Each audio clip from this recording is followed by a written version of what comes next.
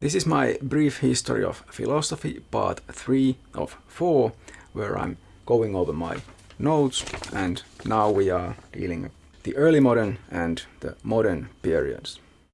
So from the 17th to 19th centuries.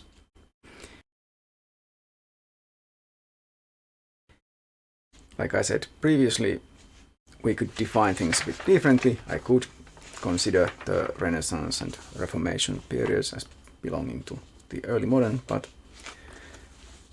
I have chosen to do it like this.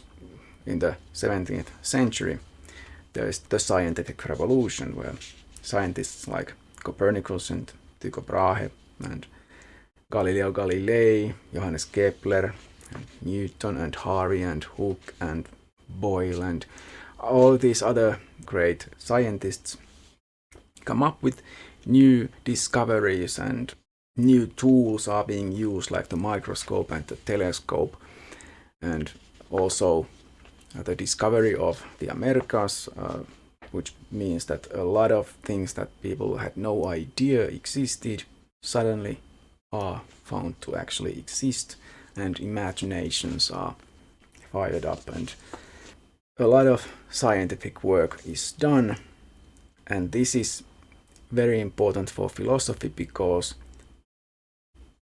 now science is starting to, you might say, compete with philosophy, or science is still part of philosophy, but it is starting to become its own thing during this time. Some important ideas connected to this new science is that nature is seen as a mechanical, material thing, something that can be experimented with in order to understand how it works. And mathematics and geometry is seen as the language that describes reality. Galileo had some famous quote about this, like the book of nature is written in the language of mathematics, or something like that. If you remember the spherical worldview of Aristotle, where the Earth is in the center, surrounded by these crystalline spheres of the planets and the stars, this whole worldview was shown to be false, essentially, by various things. Like in this worldview, the idea was that there was the sublunar, below the moon, this part of reality was the world of change, and the superlunar, the part of reality that is above the moon, is sort of changeless. The spheres just keep rotating in a certain way, but there's no real change ever. But then during this time, comets were observed, and it was understood that those are actually beyond the sphere of the moon. So that was contrary to the idea that nothing changes above the sphere of the moon. Among many other things, this forced the worldview to change. Of course, obviously, the realization that the sun is not actually a planet, but rather it is something that all these planets revolve around, completely crashes this whole Aristotelian or Ptolemaic view of the world. And Galileo also observed the moons of Jupiter circling around a planet. So that was also very interesting, and showed that things don't all just circle around the Earth, which kind of fitted the Copernican heliocentric view better than the older one. And among the things that changed in science, importantly, was that organizations for science were now being founded. The first was the Royal Society in London in 1660, but it was followed by the creation of similar organizations in France and elsewhere. In the late 17th century began the Age of Enlightenment, which we associate mostly with the 18th century, especially France, where the philosophers, as they called themselves, they praised reason and liberty and science, and philosophers tried to apply philosophy to questions about society, importantly,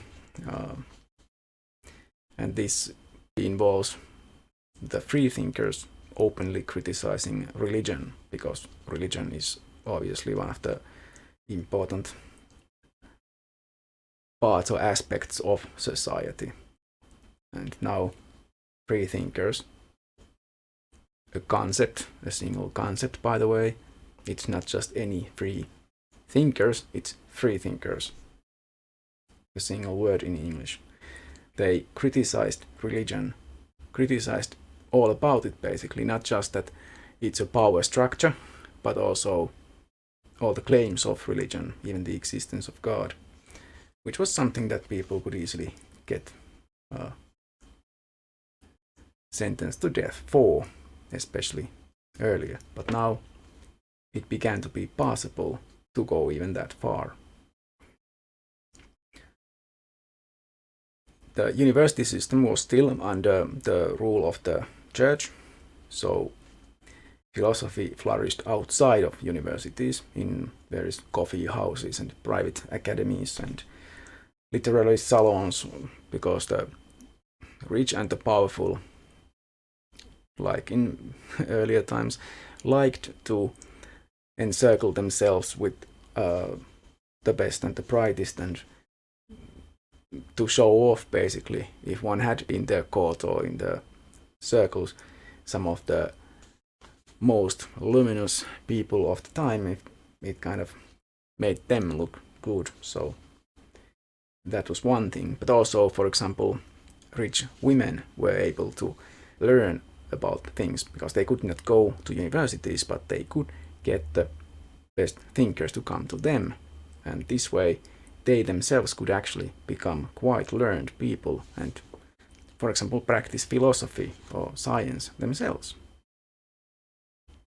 This Enlightenment pretty much ended in the French Revolution and Napoleon's dictatorship. Importantly, in this time, of course, the American colonies broke free from the British Empire, so the United States of America was essentially born in 1776, to simplify things a bit.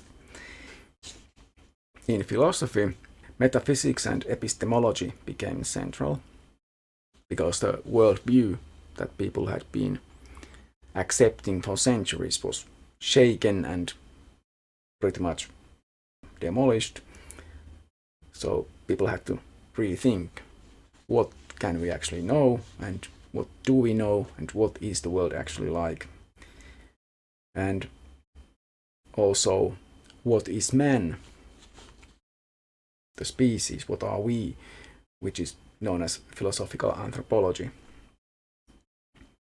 Ethics and social philosophy, for example, the idea of social contracts becomes very important, and even a philosophy of history becomes significant. Perhaps most importantly, in epistemology, again,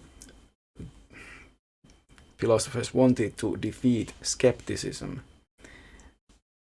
They wanted to find certain knowledge again, although some, of course, thought that it's impossible.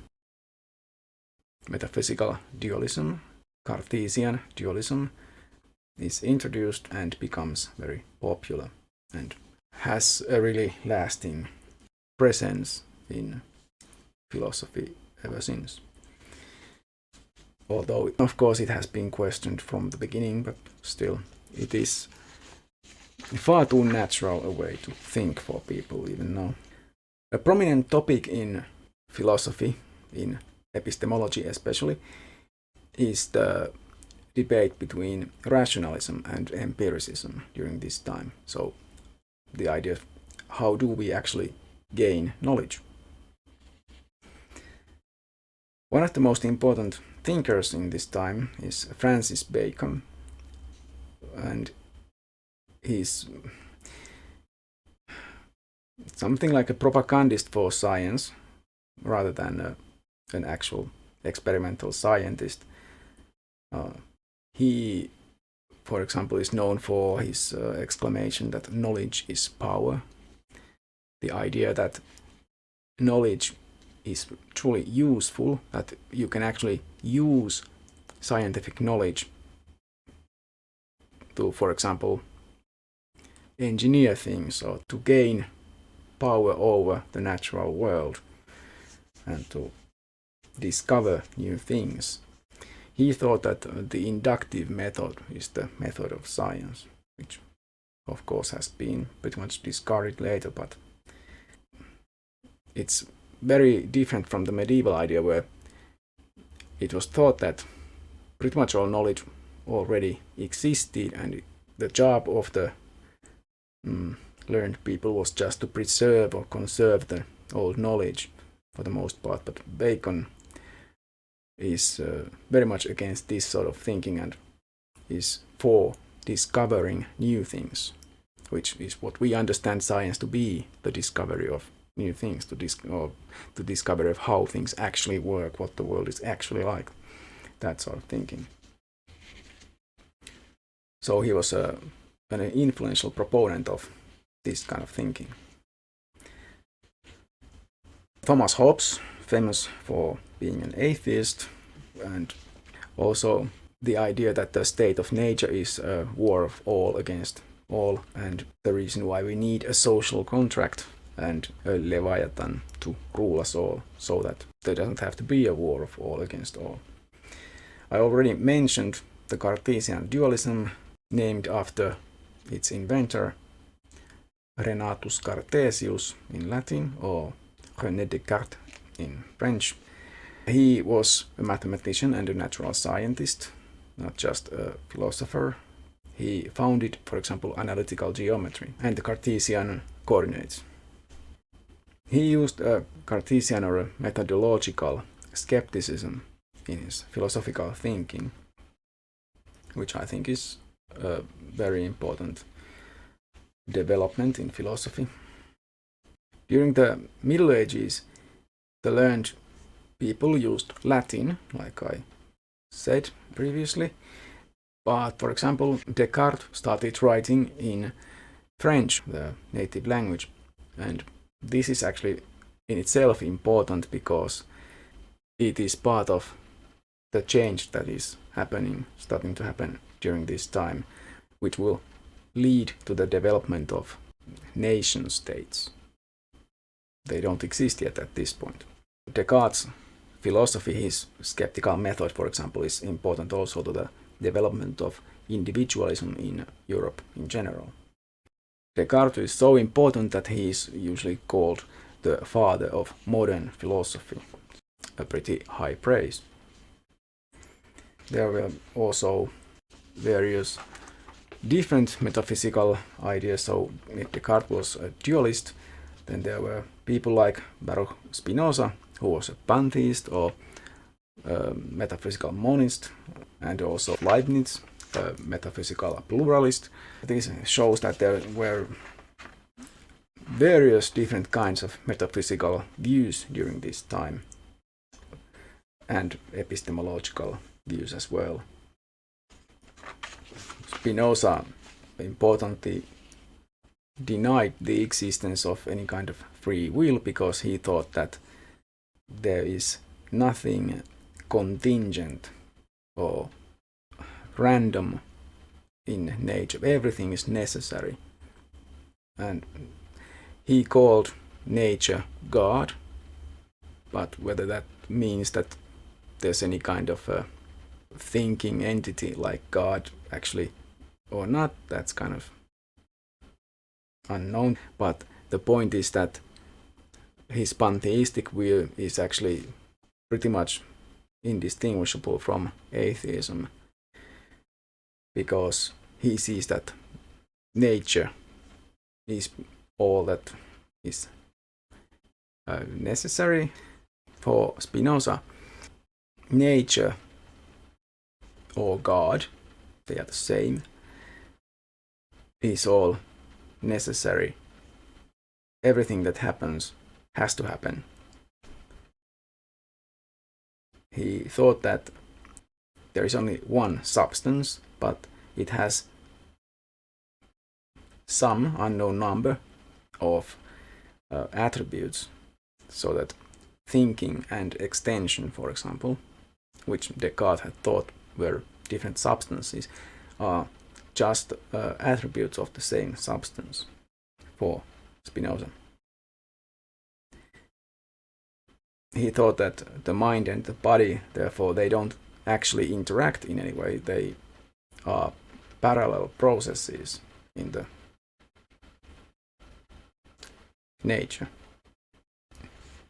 John Locke was important for especially empiricism, the development of modern empiricism. He was an atomist. He thought that there are two different kinds of qualities in matter. Like there are primary and secondary qualities, where the primary qualities are in the things themselves and secondary have to do with the observer. He used the concept of tabula rasa, the empty slate, thinking that we learn by observing things which kind of leave their print marks in our empty slates. If you think about a clay tablet, it's like the mind, and whatever it experiences, it leaves a mark. That is how he thought that human minds work, which we now know is not correct, but anyway. Importantly, he realized that uncertainty is not a problem, because we can have probable knowledge. It doesn't matter if it's not absolutely certain. So this is kind of like commonsensical thinking, from my point of view anyway. Probable knowledge is good enough. He theorized about political things. He supported classical liberalism. He thought that people should have as much freedom as possible and be allowed to, for example, practice whatever craft or trade they wanted to. And this was clearly an improvement on the situation at the time, but of course not something that we could not improve on. For him, it was important that we have property ownership. This is kind of like an important aspect of liberalism. He supported religious tolerance, but unfortunately not to include atheists. Leibniz was a mathematician, a general genius, really. At least that's how he is usually described as. He discovered the calculus, for example, independently of Newton, but apparently significantly later than Newton. So when he heard that Newton had already discovered it, he accepted that his system was not the first, although his notation perhaps was better or something like that. He was so much of a mathematician that he thought that everything actually could be solved by calculation. So all kinds of problems, even social problems, could be solved that way. And tried to create a calculator that could be used to calculate things, so you wouldn't have to do the mathematics on your own. He generally can be called a rationalist. And he created this philosophical system called monadology, where the idea was that there are an infinite number of different substances. He called them monads, but this monad is both an atom and a substance at the same time. And there is a prearranged harmony or synchronized determinism of these monads, because they don't actually interact with each other, but they don't have any windows, so to speak, but they have a mirror inside all of these monads, so that from the mirror they can see reality to some degree, but always a bit distorted, because all those mirrors are distorted, but they don't actually observe the outside world through a window, and they don't influence these other monads. Really, there's just a predeterminism. Their whole histories are written already before anything happens. And this has to do with the idea that God has created this world, and because God is a good God, then he would have created the best possible world. Therefore, this has to be the best possible world. That's kind of a weird way of thinking. He claimed that our choices are still free in some sense, even though this is a predetermined world. Well, it's questionable. George Berkeley was an extreme empiricist, because he went so far as to claim that to exist is to be observed, esse est percipi. Of course, he thought that because God actually is observing everything, then everything actually does exist all the time, so things don't cease to exist just because no human is looking at the thing, but God is still looking at the thing, so it still exists. Interestingly, he was a nominalist also, to the degree that he thought that even abstractions are actually impossible, that we can only think in terms of concrete objects. He did not accept Locke's idea of qualities being either primary or secondary. He thought that all the qualities are equally real, in the sense that if we are observing them, then they do exist, because they exist in the sense of being something observed. So not necessarily out there, but in here anyway. In fact, he thought that there are no real material substances, because there are actually only God and souls. That's kind of weird. There was a whole school of thought known as the moral sense school. The idea was that we have a moral sense which tells us that something is right or wrong. For example, Count Shaftesbury was part of this school.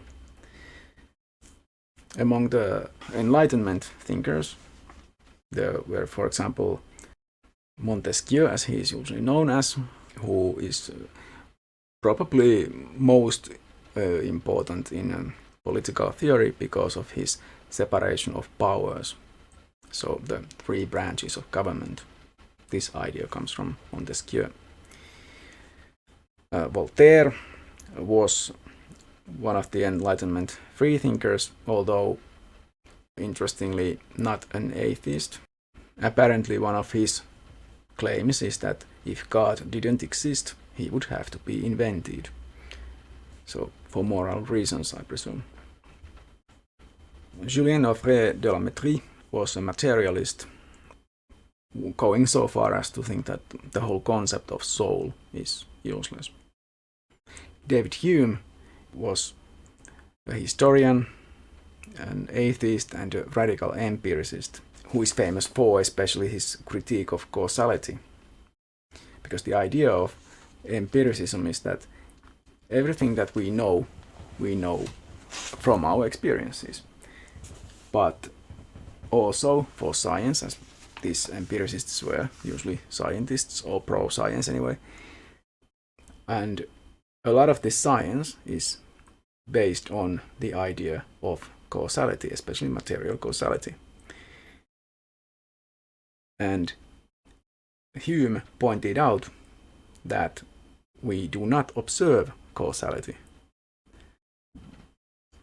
So how can we know of causality? So empiricism actually kind of leads to discarding the idea of causality, because we cannot see the causality itself. Even if we can see billiard balls colliding into each other and all that, we don't ever see causality itself. Everything happens in certain ways, usually in the same manner, but we have no reason to believe that they will continue to work in the same way. In fact, we do not know that the sun will rise tomorrow and things like that. He also did not accept the existence of substances and thought that everything is actually contingent. There is nothing that is necessary in the world. He also criticized the idea of miracles, certainly the belief in miracles, because it's far more plausible that the claim of a miracle is based on mistakes in observation or maybe fraud or whatever, rather than actually being a real miracle. Hume's guillotine is the idea that you cannot derive any kind of ought from is, so no ought from is, so how things are is no reason to think you know how things should be. Just because things are in a certain way now, we cannot claim that that is how they should be. He thought that behavior is motivated by emotion, not reason, which is important for ethics. Jean-Jacques Rousseau is a philosopher who is usually considered as one of the Enlightenment thinkers, although he is kind of like a black sheep maybe, a different kind of thinker there anyway. He is a critic of civilization. He thought that all evil is actually caused by civilization, and the uncivilized noble savage is a better person, kind of. He had probably very mistaken ideas about the uncivilized peoples. For the revolution in France, it was important his idea of a general will, which is not the same thing as the will of all people, but rather a kind of generalized collective will, which he thought that somehow, I suppose, some people could know, which is kind of reminiscent of various totalitarian leaders, how they think they know what the people want and need. In German Enlightenment, Immanuel Kant became the leading figure and had a huge influence on later philosophy, not just in Germany, but all over the world. He kind of like ended this debate between empiricism and rationalism by creating his synthesis. He claimed to be responsible for a Copernican revolution in philosophy, in that he pointed out the limitations of cognition and also separated the properties from existence as a separate thing, which already had been done actually. He distinguished between judgments a priori and a posteriori, so before and after experience, and also of analytic and synthetic statements, so statements that are true because of their meaning, like all bachelors are unmarried, so because a bachelor means unmarried, therefore analytically that is a true statement, and synthetic statements which are true or false depending on how the observable reality is. He thought that the reality itself, the Ding an sich, is not known, it's unknown, it is something we cannot really access. So we can only access what the structure of our mind can like get from reality. and we can know the limits of our mind, but we cannot know the thing itself. He also realized that there are these things he called antinomies of reason, where you can rationally come to equally strong conclusions about, for example, the origin of the universe. Either the universe is eternal, has always existed, or it has been created at one point, for example. He thought that these are both equally well supported, so it's impossible to rationally choose from those. He had several of these antinomies. In ethics, his deontological view and his categorical imperative is perhaps even more well known than his ideas about epistemology. The categorical imperative means that we should always try to act according to a general principle which we would want to be a rule for everyone. So the idea is that we should not have different rules for ourselves and for others, but of course this is a pretty problematic view as well. He thought that to make morality binding, we have to at least postulate God. So whether God actually exists or not doesn't really matter, but because we need people to act morally, so we need God. For international politics, it's important perhaps that he already talked about global peace and suggested an organization to promote peace internationally or globally, which then was created much later. Let's move on to the modern period then. So the 19th century, also known as the Age of Progress, which actually was characterized by Romanticism, for example, and related to that, the spread of nationalism, which was invented basically the previous century. This is when nation states are now a thing, and the idea is that each nation should have a country of its own, a state, whereas previously it was realized that there are things that could be called nations, but it wasn't really seen as connected to countries so much, because the idea was that the kings and whatever rulers there are, they rule their areas, and it's their right to control what they sort of own or what they lord over. And it was not thought that nations themselves would somehow be able to exist as states at the same time. And now the idea of a nation becomes almost synonymous with the idea of country or state. Also in this time, secularization becomes a significant phenomenon for the first time in history. The idea that there are no gods, or that religion doesn't matter, or that religion belongs only in the private sphere. That's what secularism means.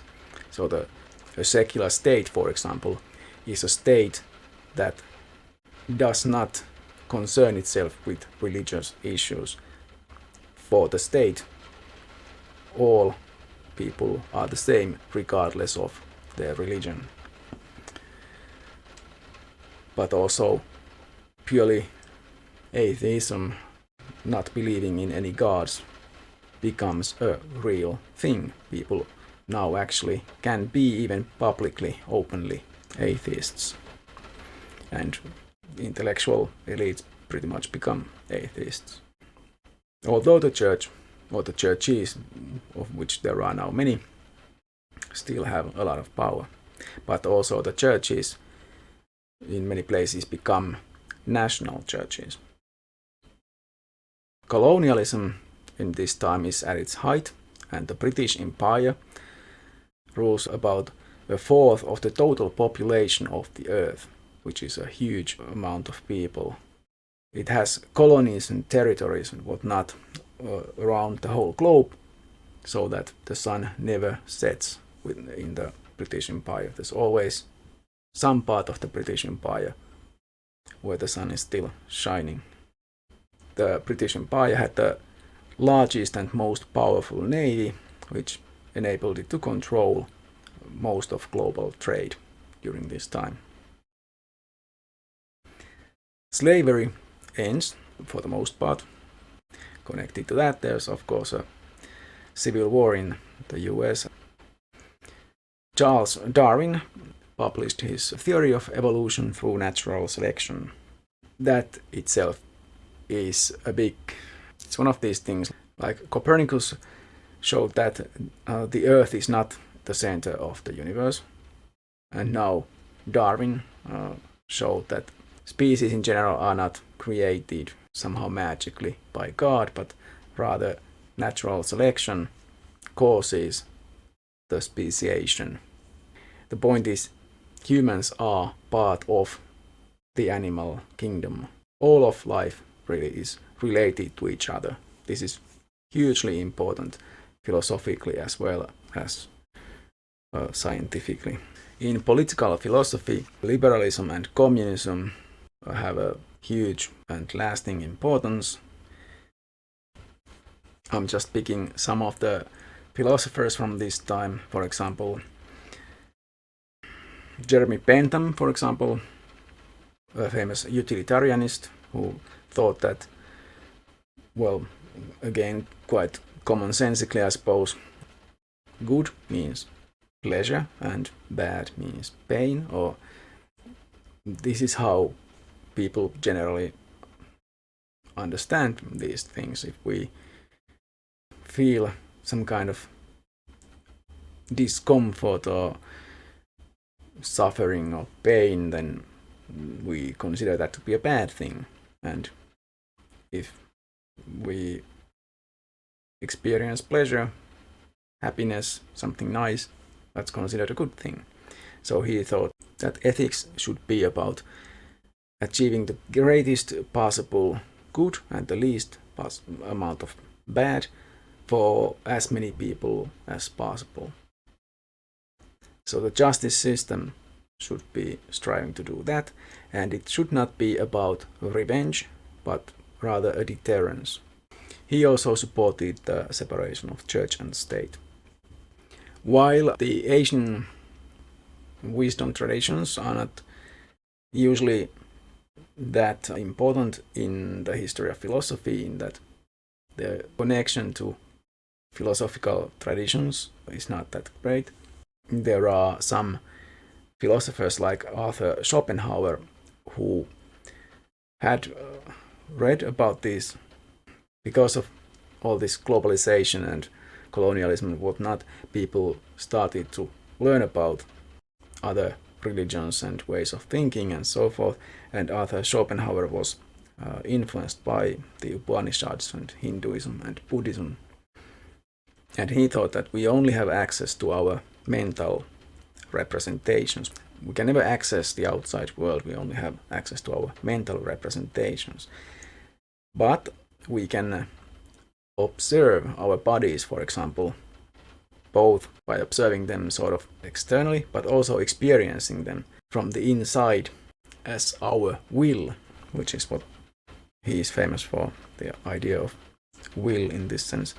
He thought that the outside world is also fundamentally about will. It is all will. And the will is everywhere the same. And it is only matter, time and space that individuates it. And world history is actually just chaos, basically. There is no progress. There's just a constant battle of will, or wills. And he thought that to live is to suffer. Basically, the longer you live, the more time there is for you to suffer. Auguste Comte is an interesting character in this time.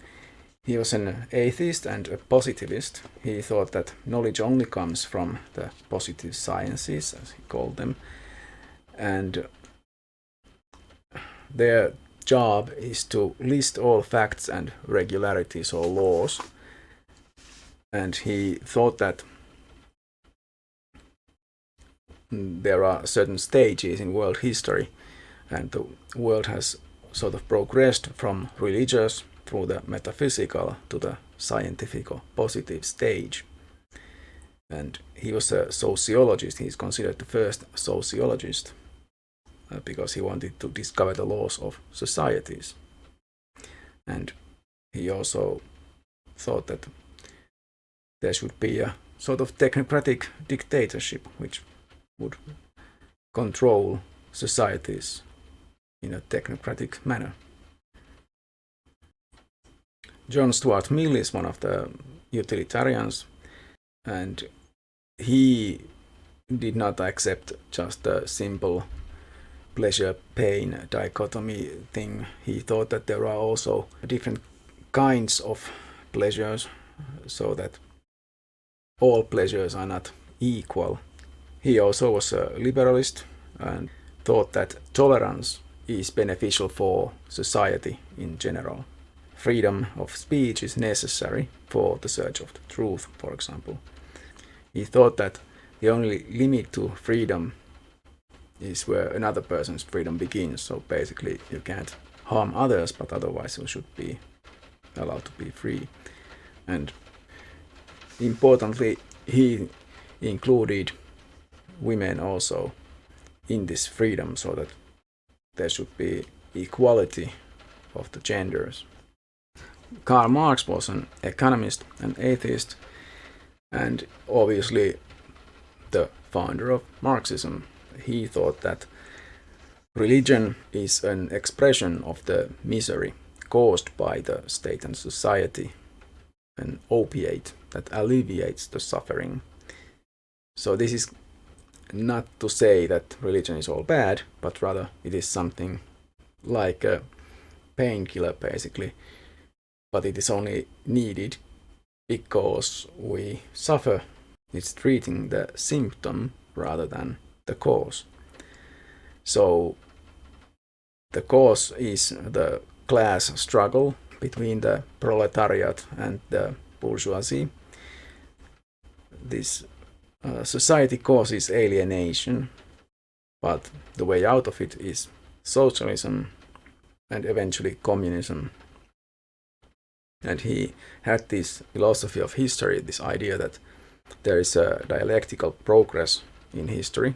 There has always been class struggle. There have always been classes that are struggling against each other. But now we are coming to the last struggle, because once the proletariat wins, then there can be a global communism when all the workers of the world unite. And this means that there will be no reason for conflicts anymore. So the purpose of philosophy is to change the world, not just to describe it as has been done in the past. There were also philosophers, of course, in the Americas at this time. Probably, I think the most well-known is Charles Sanders Peirce, known for his pragmatism, which he also called pragmaticism, so that others wouldn't steal his term. He thought that the meaning, but not the truth, of concepts is based on their practical use. He thought that truth is something that is fated to be unanimously agreed upon to be true, in the distant future maybe. And that belief about that what is then considered to be true is what is reality. So the idea is that we shouldn't really think that we know the truth now. We can work toward it, and maybe eventually we'll come to the truth. And we'll end with Friedrich Nietzsche as one of the, proto-existentialists, maybe like Kierkegaard. Nietzsche is also considered existentialist in that sense, maybe. He thought that life is irrational and full of suffering, and he thought that what's important is the individual's perspective rather than an attempt to find some kind of objective view of the world. And important for him was the concept of will to power. He thought that people are and everything is like struggling for gaining power. Maybe that says more about his culture and himself than about reality, but anyway. He said that God is dead, we killed him, meaning that religion has become insignificant. He realized that this secularization has been going on, and now it's the time for the superhuman or Übermensch to create his own values and morals. So there is nothing like an outside authority that we can really, that a thinking person, that great individual anyway, would accept. The individual, the Übermensch, is one who takes full control of his life and chooses what he wants. And he makes nihilism a problem for the first time in the history of philosophy. So the idea that there are no values, because that's essentially what this means. And this is where I end the modern period. So the next video will be about contemporary philosophy. See you then. If you wish to support my channel, please click thumbs up, subscribe and share my videos. Any comments on the videos would also be welcome.